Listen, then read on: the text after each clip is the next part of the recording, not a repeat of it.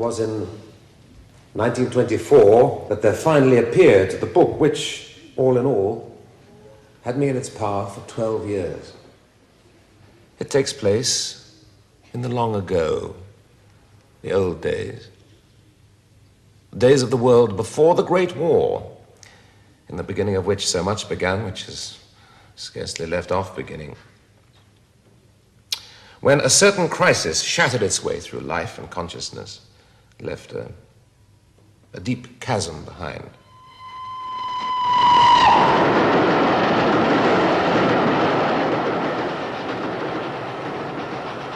An unassuming young man was traveling in midsummer from his native city of Hamburg to Switzerland on a 3-week visit. From Hamburg to Switzerland is a long journey, too long indeed for so brief a story. It crosses all sorts of country, goes uphill and down dale, descends from the platform of southern Germany to the shore of Lake Constance, until a magnificent succession of vistas opens before the awed eye of the solemn, phantasmagorical world of towering peaks.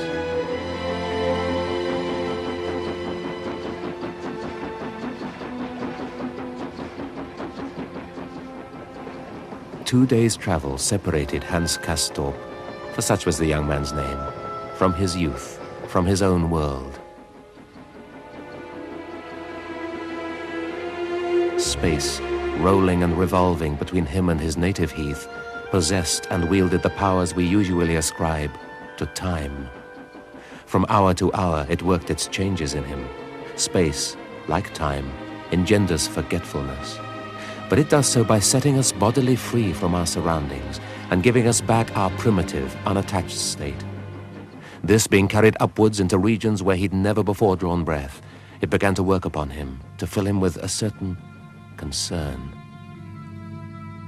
Time, we say, is lethe, but change of air is a similar draught, and if it works less thoroughly, does so more quickly.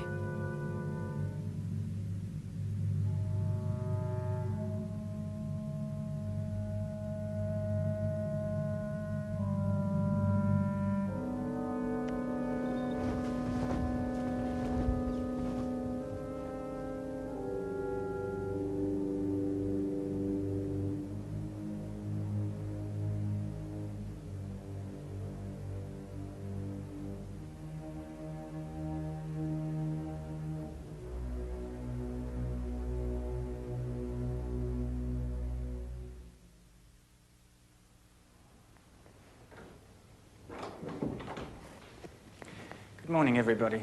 Good morning. Well, we're going to be dealing today with Thomas Mann's famous novel, The Magic Mountain. It's been called a monumental novel, and it is literally a monument to an era, a great epoch of German and European history. Thomas Mann began it as a small novella, but it gradually grew into an investigation of themes which were to obsess Thomas Mann throughout his life. Now, Thomas Mann chose to set the novel deliberately in a Swiss sanatorium. And the idea behind that was that he would be able to look at a cast of characters who were every day having to confront the idea of death, and who were therefore forced to look at their own lives and the meaning of their own lives. And in doing so, he was able to weave themes which deeply concerned him. One of the most important of those was this idea of the split in German culture between, on the one hand, the values of Western democratic civilization, and on the other hand, the deeply Germanic, almost Wagnerian ideas of Kultur. By the time Thomas Mann came to write The Magic Mountain, he was already a successful novelist. He was born into a wealthy family in Lübeck, northern Germany, in 1875, and made his name with Buddenbrooks, a largely traditional kind of German novel. It's the story of the decline over 3 generations of a merchant family very close to his own childhood experience. Its world is the complacent one of German life at the end of the last century, when industrious burgher values had brought prosperity and stability to the nation. A largely comfortable world, in which man lived a comfortable life as a noted writer.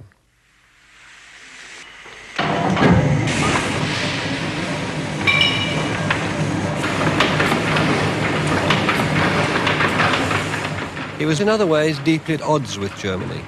A new 20th century spirit was emerging all over Europe, egalitarian, capitalist, and confident in the face of a scientific and industrial future. Man was deeply conservative, and the new mood was one he found hard to endorse. As an artist, he aligned himself with an older sense of his nation, to the romantic spirit of Goethe, Nietzsche, and Wagner. He began the Magic Mountain in the apparent calm of the pre-war years. In the year 1912, over a generation ago now, my wife was suffering from a lung complaint, fortunately not a very serious one, but it was necessary for her to spend 6 months at a high altitude in a sanatorium in Switzerland. But in May, I visited my wife for some weeks. Now, there is a chapter in The Magic Mountain entitled Arrival. If you read this chapter, you'll have a fairly accurate picture of our meeting in this sphere and my own strange impression of it.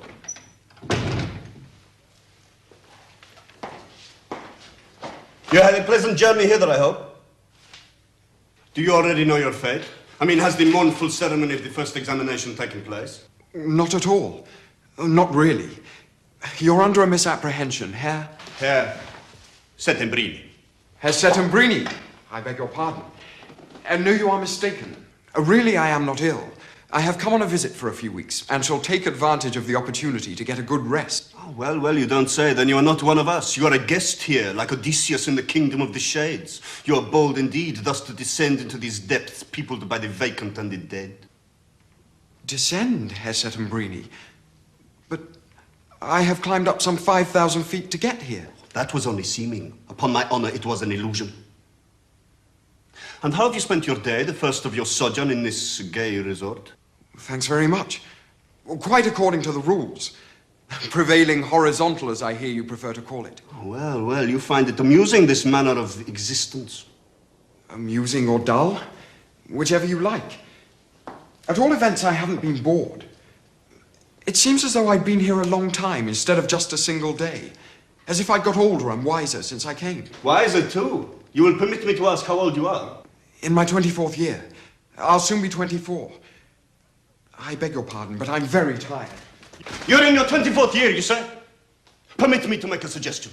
Since your stay with us does not appear to be conducive, since you don't feel comfortable either physically or, unless I err, mentally, how would it be if you were to renounce the prospect of growing old on this spot? In short, what if you were to pack tonight and be up and away with the first suitable train? The impressions grew stronger and stronger during the 3 weeks I spent visiting my wife while she was a patient. They are the same 3 weeks Hans Castorp originally meant to spend, though, of course, for him they became the 7 fairy tale years of his enchanted stay. I may say that they threatened to do the same for me. I'd been at the so-called Berghof for 10 days, sitting out on the balcony in cold, damp weather, when I got a troublesome bronchial cold.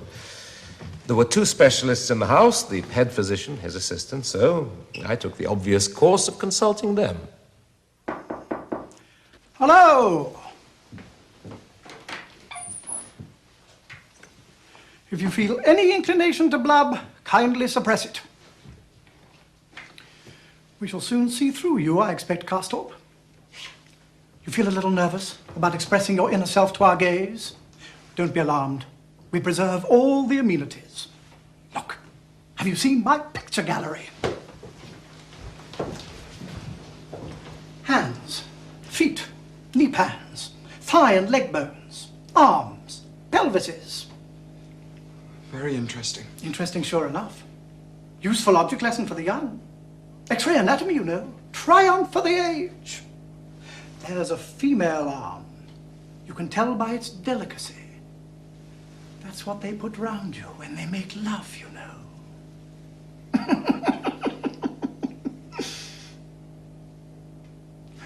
Take off your shirt. Come over here. Don't pretend you're too tired. You get a free copy, Carstorp. Then you can project the secrets of your bosom on the wall for your children and grandchildren to see.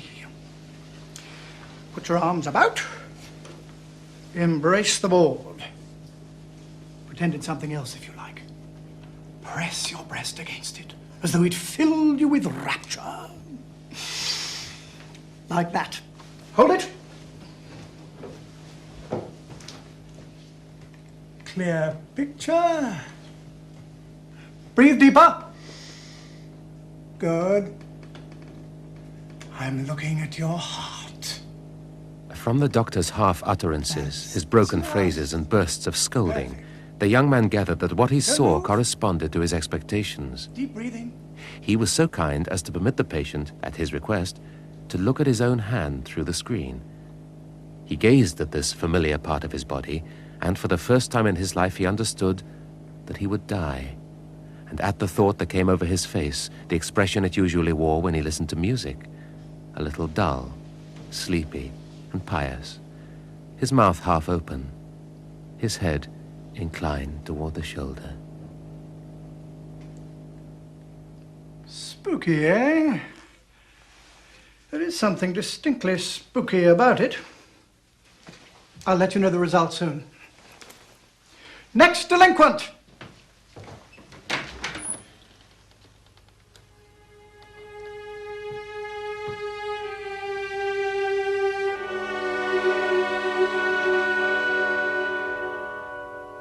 If I had been Hans Castorp, the discovery of a so-called moist spot on my lung might have altered the whole course of my life.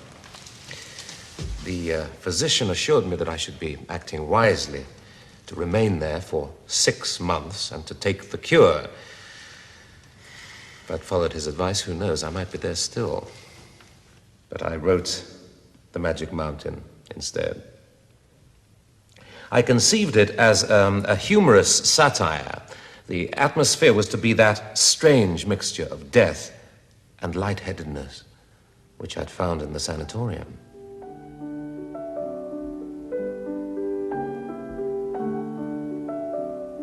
At its inception, Mann planned The Magic Mountain as a comic alternative to his morbid death in Venice. And when it was published, some people saw it merely as a lampoon on the medical profession. But Mann's aim was greater. His sanatorium is a metaphor for the wider world. Its fascination with illness and death, a microcosm for the broader state of Europe as it plummeted towards World War I. The characters under the medical microscope provide Mann with a chance to place his whole culture under various forms of analysis. While the doctors are diagnosing Hans' body, his soul is similarly probed by two ailing intellectuals. Good evening, engineer. May I be permitted to look in on you? If so, I need light. The first is Settembrini, a Democrat, rationalist, believer in man's better nature, and as such, representative of a new age. How do you feel?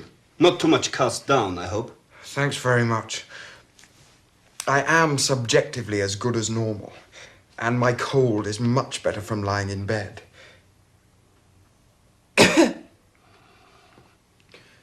Oh, but my temperature is still not what it should be. I have 99.5 to 99.7 all the time. You take your temperature regularly? Yes. 6 times a day like the rest of you. Engineer, you know what admiration I feel for your profession.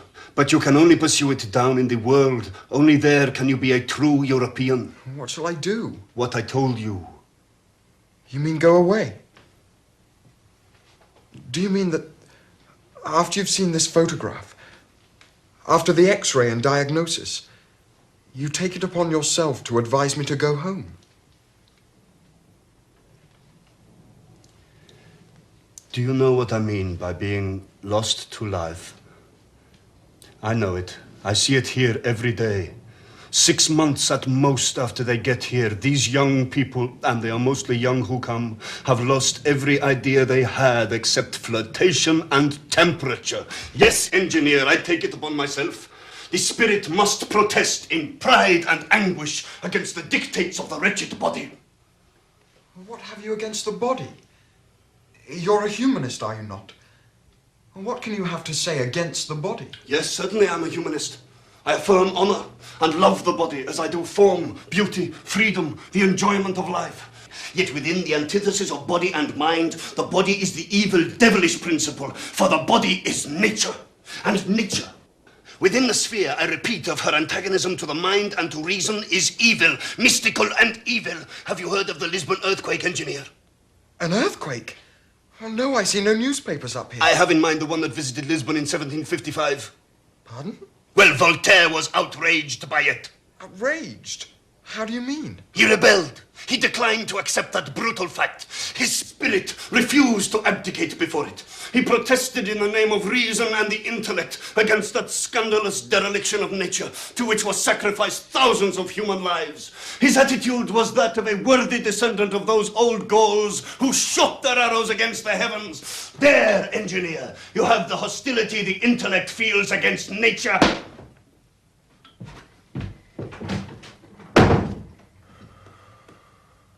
One of the book's fundamental themes is that of heightening, of enhancement. Now, you will remember that my hero is, well, simple-minded fellow, the young scion of good Hamburg society and an indifferent engineer. But in the hermetic and feverish atmosphere of the Enchanted Mountain, the ordinary stuff of which he is made undergoes a heightening process that makes him capable of adventures in spiritual, moral, sensual worlds that he would never have dreamed of in the flatland. His story is the story of a heightening process. But also, as a narrative, it is the heightening process itself. It employs the methods of the realistic novel, but actually it is not one. It passes beyond realism by the use of symbolism, and it makes realism a vehicle for intellectual and ideal elements. Now, all the characters suffer this same process. They appear to the reader as something more than they are. In effect, they are nothing but exponents, representatives, emissaries from worlds, principalities, domains of the spirit. Thomas Mann described The Magic Mountain as a novel of initiation, the initiation of Hans Castorp into an understanding of life. But it's not a process that always progresses smoothly, or which is treated without irony. As his stay in the sanatorium lengthens, Hans embarks on a massive program of study and thought, inspired by the enlightened Settembrini. The volumes were heavy, unhandy. Hans Castorp propped them against his chest or stomach as he lay. His mouth half open, he let his eye glide down the learned page, following the lines down with his head until his chin lay sunk into his breast. And in this position he'd pause, perhaps for reflection, dozing a little or musing in half slumber, before lifting his eyes to the next page, he probed profoundly. What was life? No one knew. No one knew the actual point whence it sprang. One could point to no form of life that did not owe its existence to procreation by parents. What was life? It was warmth generated by a form-preserving instability, a fever of matter, a process of ceaseless decay and repair. It was a secret and ardent stirring in the frozen chastity of the universal. As he lay there in the frosty night, the image of life displayed itself to young Hans Castorp. It hovered before him, remote from his grasp, yet near his senses. This body, this opaquely whitish form. It looked down at him beneath drooping lids, out of slanting eyes. The acrid shadows of the armpits corresponded in a mystic triangle to the pubic darkness, just as the eyes did to the red mouth and the blossoms of the breasts below.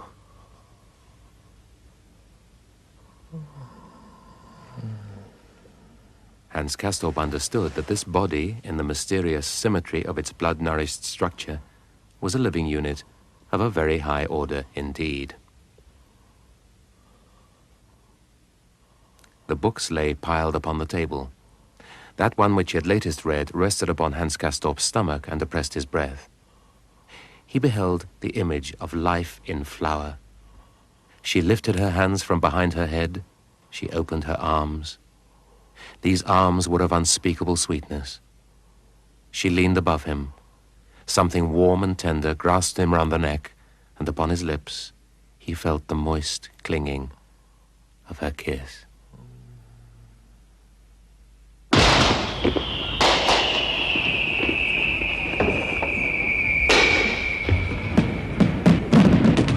Within the next few days, it would be 7 months since Hans Castorp's advent among those up here.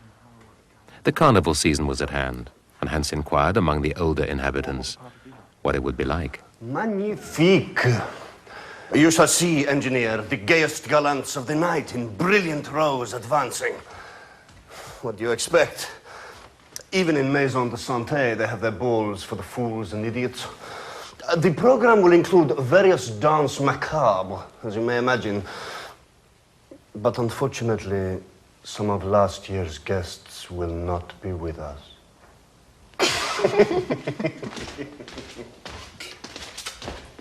And so it fell out. Shrove Tuesday came on apace, and in the evening there were festivities in the hall and the reception rooms, in the course of which... but we alone know to what, thanks to Hans Castorp's enterprising spirit, these carnival gaieties led in their course. Let us sit here and look on as though in a dream. For it is a dream to me that we are sitting like this, like a particularly deep dream. You have to sleep very deeply to dream like this. Poète. Bourgeois, humaniste et poète. The perfect German gentleman. Do you happen to have a pencil? Let me see. Perhaps I have. Voila. A poor thing. But yours. Ah, so you are even witty. Je te le dirai en français. What I have been thinking. Avec toi, je préfère cette langue à la mienne. Car pour moi, parler français, c'est parler sans parler, sans responsabilité. Ou comme nous parlons en rêve. Tu m'as rencontré à l'atelier de photographie intime, dans l'antichambre. Tu te souviens? Je me souviens un peu. Donc ce jour-là, Berens a fait ton portrait transparent? Mais oui. Mon Dieu, elle a tout sur toi? Non, je l'ai dans ma chambre. J'aimerais beaucoup mieux voir ton portrait intérieur qui est enfermé dans ta chambre. Cela t'intéresse? Écoute, je veux t'expliquer une chose. Il me semble qu'il faudrait chercher la morale, non dans la vertu, c'est-à-dire dans la raison, la discipline, les bonnes mœurs, l'honnêteté, mais plutôt dans le contraire. Je veux dire dans le péché, en s'abandonnant au danger, à ce qui est nuisible et à ce qui nous consume. Il me semble qu'il est plus moral de se perdre et même de se laisser dépérir que de se conserver. Les grands moralistes n'étaient point des vertueux, mais des aventuriers de le mal. Tout ça doit te déplaire beaucoup, n'est-ce pas? Je t'aime. Je t'ai aimé de tout temps. Petit bourgeois. Joli bourgeois, là, la petite tache humide. Est-ce vrai que tu m'aimes tant? Oh, l'amour. Le corps, l'amour, la mort. Ces trois ne font qu'un. On regarde la symétrie merveilleuse de l'édifice humain. Tu es en effet un galant. Je vais partir. Demain, après dîner. Adieu mon prince carnaval. Now, the scene between Hans Castorp and Madame Chauchat is highly comic. Up till now, we've seen Hans Castorp very much as the innocent, earnest, serious, typical young German from the lowlands, anxious to learn about life. With Madame Chauchat, we have a new element introduced, namely the erotic lady. And she is able, by teasing this young man, by deliberately asking him to come up to her room to look at her internal photographs, she is able to tease him into becoming a pawn for her ridicule. Well, after that night of instruction, let's call it, Madame Chauchat leaves the sanatorium, and her place is taken by a much more ominous character, and the tone of the book once again becomes more serious. In fact, Thomas Mann referred to the book as this very serious jest, and he wanted to counterpoint the two sides. Professor Nafta, the new character we meet, is a cynical, outrageously Machiavellian character, contemptuous of noble ideas of progress. He's a complete fatalist and realist. Good afternoon, Herr Nafta. We've come for a little visit. Good afternoon. Good afternoon. Good afternoon. Oh, what is this you have here? It's frightfully good. What depiction of suffering. It's old, of course. 14th century, probably comes from the Rhine. Does it impress you? Enormously. I should never have thought there could be anything in the world at once so... Oh, forgive me.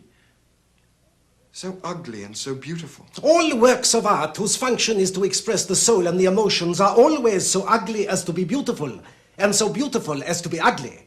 That is a law. Their beauty is not fleshy beauty, which is merely insipid, but the beauty of the spirit. I am most grateful to you for making these distinctions, sir. 14th century. What is the name of the artist? What does it matter? It was not created by some wonderful and well-advertised single genius. It is an anonymous product. Anonymous and communal. T. Herr Nafta, every word you say interests me enormously. Anonymous and communal. That will take some thinking about.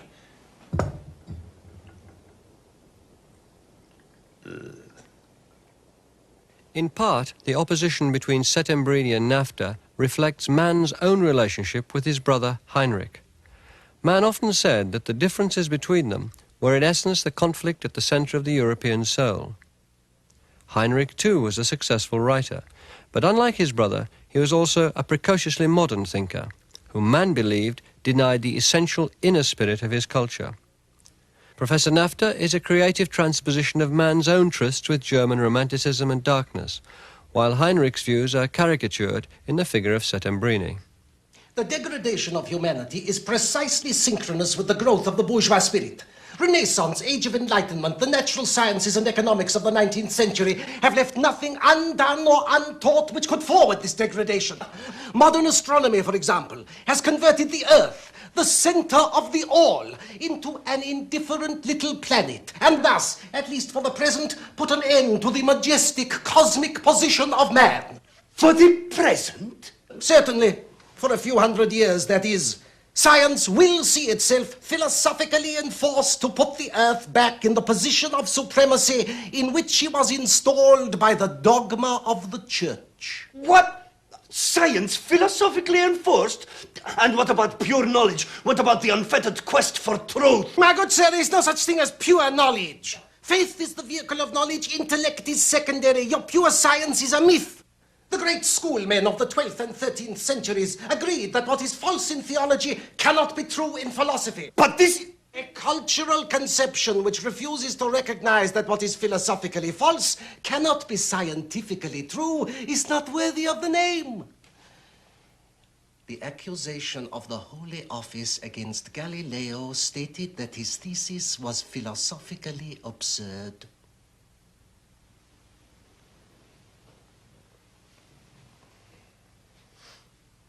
A more crushing arraignment could not well be.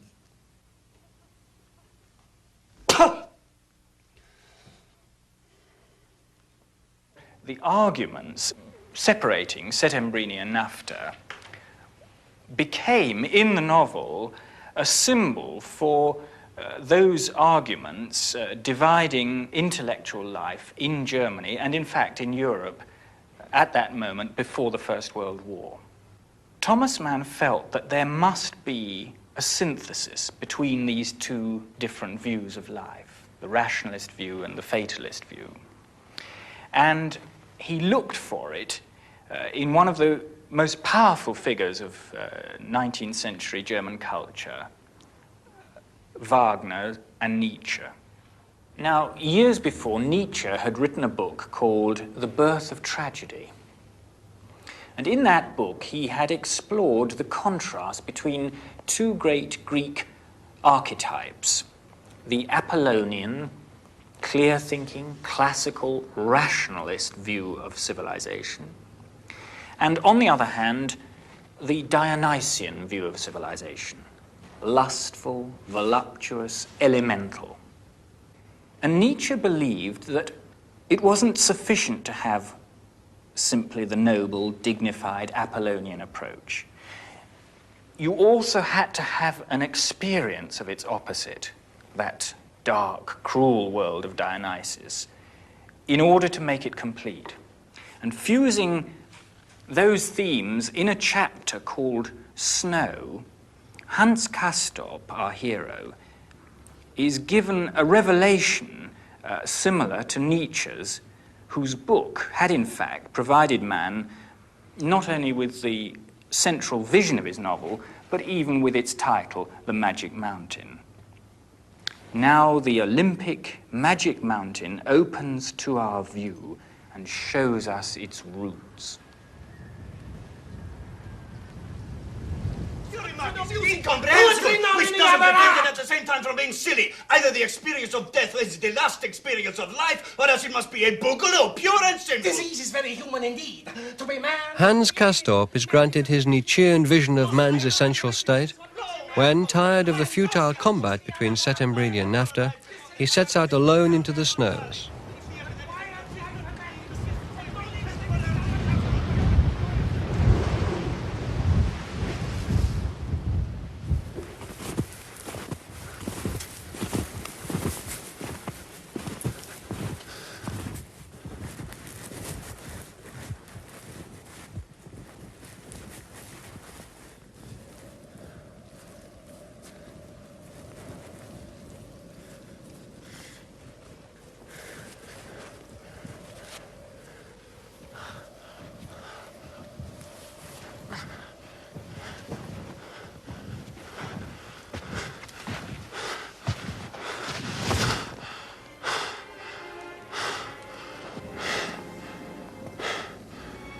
Such a scene Hans Castorp had never beheld.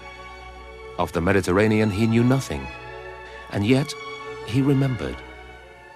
It is not of our single souls we dream, he thought. We dream anonymously and communally. His whole heart opened in responsive love to the scene. But then, passing into a temple, the poor soul's knees all but gave way at the sight within.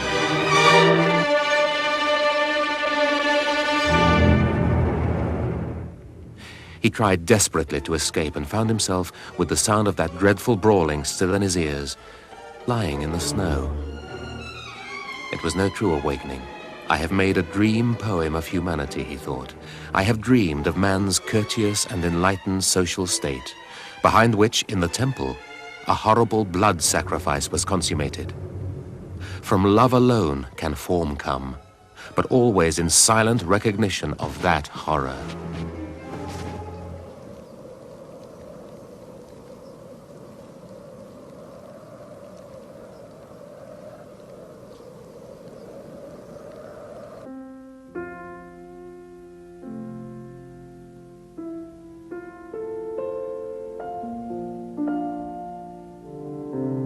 Can one tell, that is to say, narrate time itself for its own sake? That would surely be an absurd undertaking. It would be as though one held a single note or chord for a whole hour and called it music, for narration resembles music in this, that it fills up the time. For time is the medium of narration. as it is the medium of life. How long, since what date had Hans Castorp been up here? How much mental time had he spent in the House Berghof? No one asked him those questions, and he probably shrank from asking himself.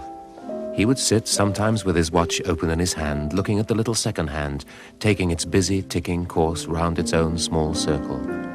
Watching the second hand, he essayed to hold time by the tail, to cling to and prolong the passing moments.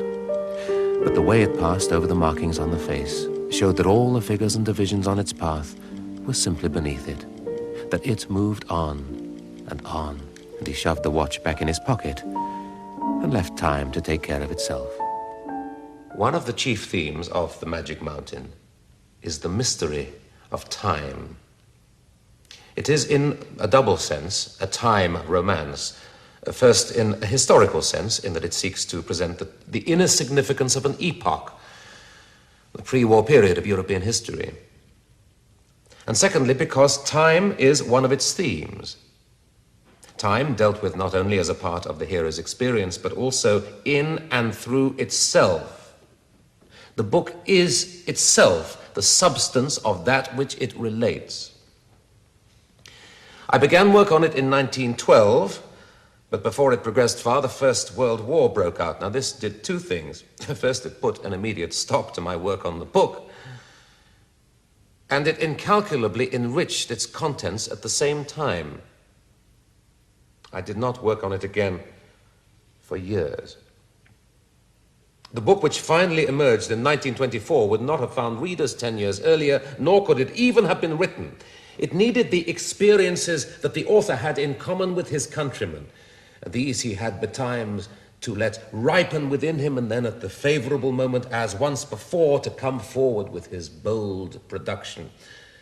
The national crisis had produced in the general public precisely that alchemical keying up in which had consisted the actual adventures of young Hans Castorp. Yes, certainly, the German reader recognized himself in the simple-minded but shrewd young hero of the novel. He could and would be guided by him. When The Magic Mountain was finally published, its mixture of 19th century realism and a modern symbolist style spoke directly to a Europe still reeling from the experience of war. It became the first of Mann's books to reach a wide international audience and was to earn him in due course the Nobel Prize. More than any other novel of its time, it seemed to probe the origins of the Great War and to capture the bleak and lowering post-war mood. Although the book's philosophical climax happens in the chapter called Snow, Mann was unwilling to leave it at that, and the second half of the book is more directly concerned with the approach of war.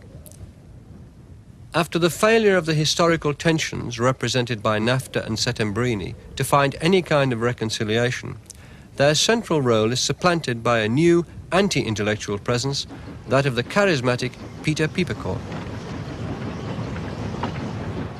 Mynheer Pieperkorn, an elderly Dutchman, spent some time at the House Berghof. Ha! Oh, my dears, how are we? He was a colonial Dutchman from Java. His slightly faded nationality is scarcely sufficient grounds for introducing him at this late stage into our story, but the reader need not fear that in him another occasion for pedagogic strife has arrived on the scene. No, Mynheer Pieperkorn was a quite different man, as we shall see. Yes. Now, no. This is... There are... He was an odd man and of great personal weight, though incoherent. The population of the sanatorium were enthusiastic over him.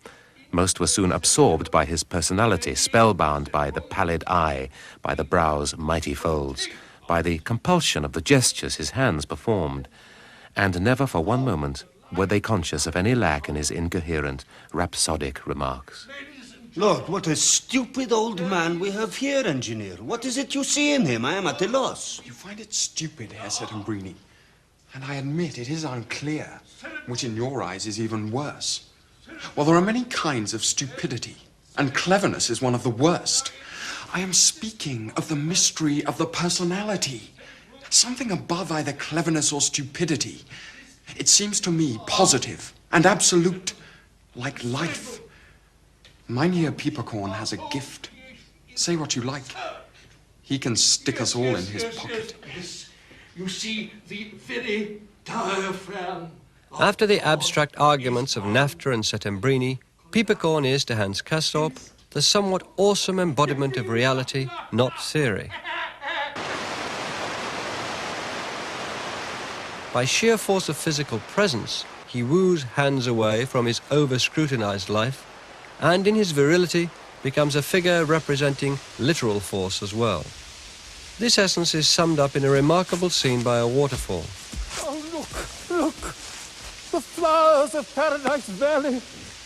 It is both comic and full of elemental foreboding. God. Oh, this air!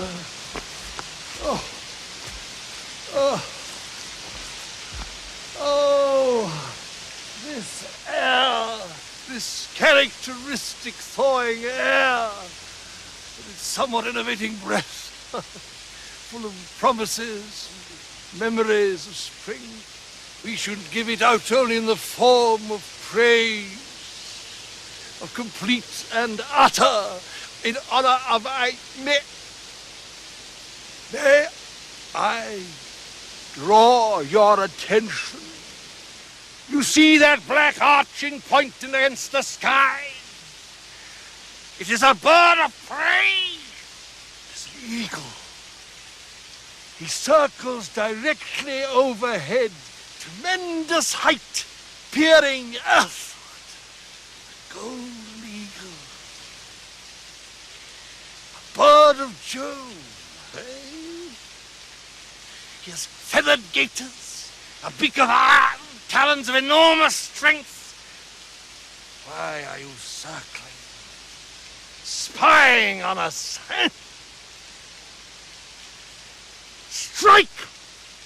Strike downward with your iron beak into the head and eyes. Tear out the belly of the creature God gives you. Splendid! And bury your talons in its entrails. Make your beak drip with blood. Come. Piepercorn ushers the Magic Mountain towards its tragic denouement. For the characters in the sanatorium are, like the people of Europe in 1914, doomed. His disturbing influence signals an end to the interplay of contrasting ideas, and the romantic, elemental Piepercorn is himself the first to fall. Immediately after the scene by the waterfall, he commits suicide, introducing a note of frenetic disorder into the sanatorium. One by one, the options represented by the various characters are closed, and with them, Europe's hopes of avoiding war. The quarrel between NAFTA and Settembrini reaches its climax, and this time leads to another death. Expression you were pleased to use? I was pleased to say, am pleased to say, that I am resolved to prevent you from continuing to molest a defenseless youth with your equivocations. I invite you, sir, to take heed of your words. The reminder, sir, is unnecessary. I am accustomed to take heed to my words. They will precisely fit the fact if I say that your way of misleading unsettled youth is infamous and cannot receive a stronger chastisement than it merits. Infamous. Chastisement. Have the bleating sheep taken to butting? Have we driven the policemen of civilization so far that they will draw their weapons? I hope that your civilized principles will not prevent you from knowing what you owe me. Else I shall be forced to put those principles to a test that... I see that will not be necessary. I am in your way. You are in mine. Good. We will transfer the settlement of our differences to a suitable place. You will hear from me. And you will find a hearing, sir. He challenged you. Undoubtedly. Shall you take it up? Can you ask? Theoretically, I disapprove of the duel. In practice, however, it is another matter. There are situations where quarrels that... In short, I am at the man's service. Gentlemen, I am convinced. You will develop your convictions another time. The weapons, if you please. We will begin. Come forward, sir, and fire.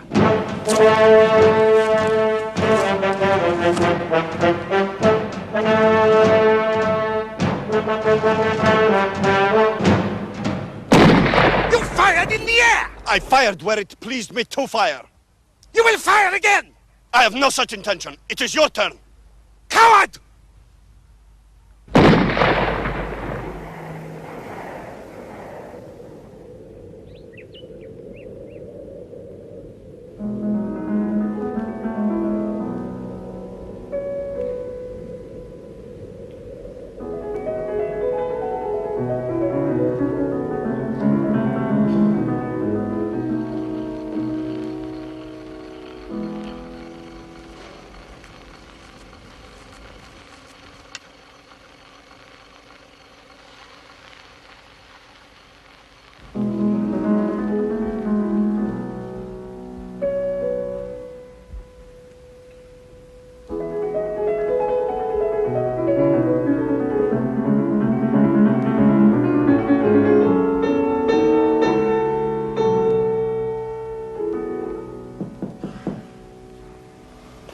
Come in.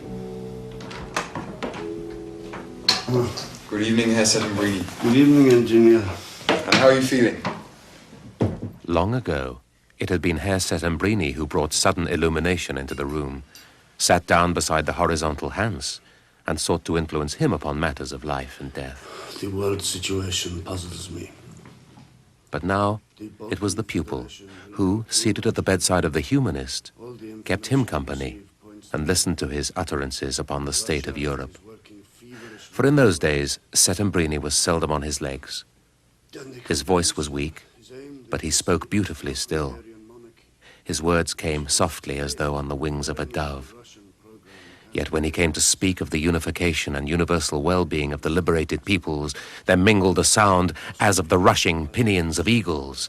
For Herr Settembrini was a humanitarian, but when humanity united itself in support of a triumphant and domineering world civilization, there was some doubt whether he would hold back from the shedding of blood. It seemed the prevailing temper more and more held sway in his mind. The boldness of the eagle was gradually outbidding the mildness of the dove. Diplomatic collaboration between my own country and Austria I should regard as wholly dishonorable.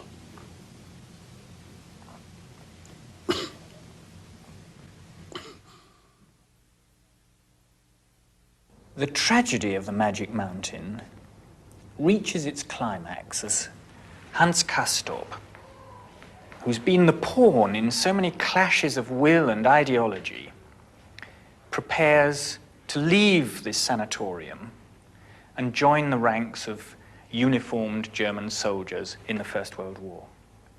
He's glad that after all that philosophizing and questioning, he can simply surrender himself to the larger, higher forces of history.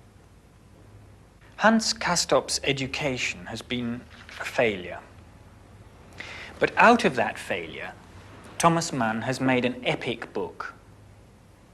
Just as his novel Buddenbrooks had been a memorial to the German merchants of the 19th century, so The Magic Mountain is a monument to the cultural and historical crisis afflicting not only Germany, but Europe as well, before the First World War.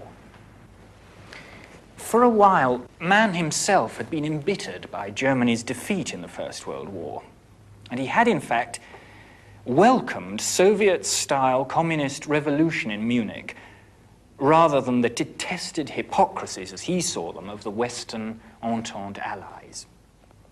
But in time after the First World War, he became reconciled to Western ideas of humanism and democracy. The Magic Mountain therefore ends on a note of hope, that out of pain and suffering, the conflict between these ideas, a newer, wiser, more humane society will emerge. Sadly, it was an expectation in vain.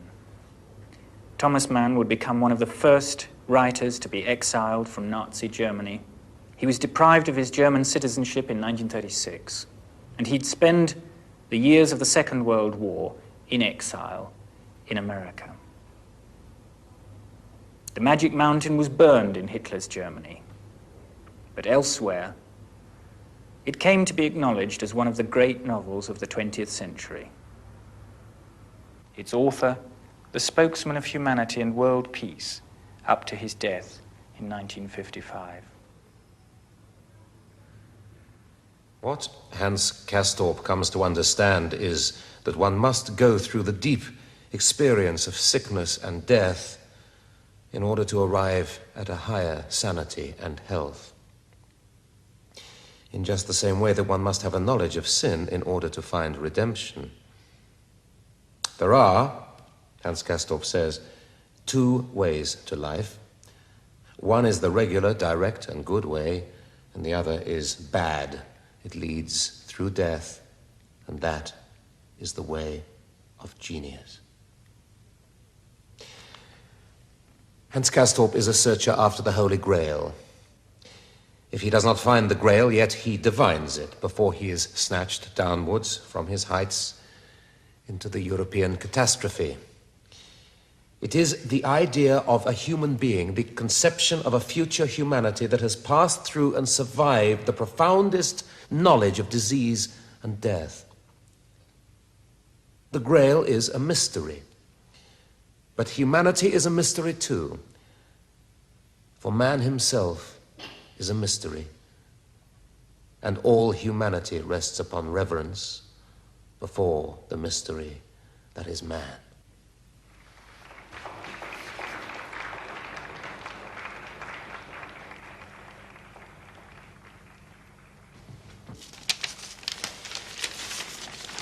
During those days, the nerves of Europe were on the rack.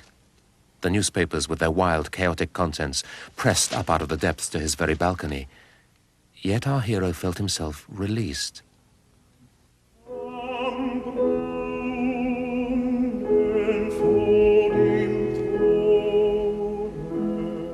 His favorite piece was especially and exemplarily German, Schubert's The Linden Tree.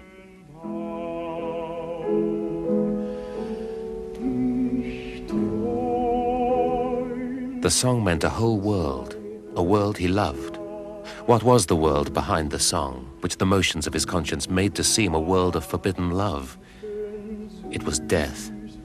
Behind so lovely a song stood death.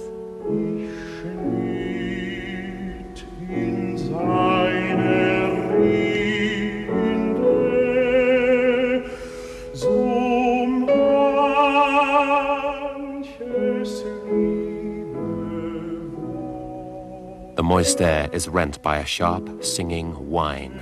East, west. It is the flat land. It is the war. They must get through those 3,000 ardent youths. They must reinforce with their bayonets the attack on the burning villages, the trenches in front of the line of hills. They fling themselves down before the projectiles that come howling on. Then they leap up again and hurry forward. They exult in their young, breaking voices as they run to discover themselves still unhit. Or they are hit. They fall, fighting the air with their arms.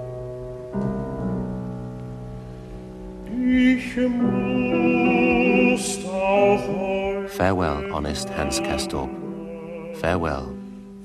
Your tale is told, and if thou livest or diest, thy prospects are poor. The desperate dance in which thy fortunes are caught up will last yet many a sinful year. We should not care to set a high state on thy life by the time it ends. Out of this universal feast of death, may it be that love one day shall mount. Und seine Zweige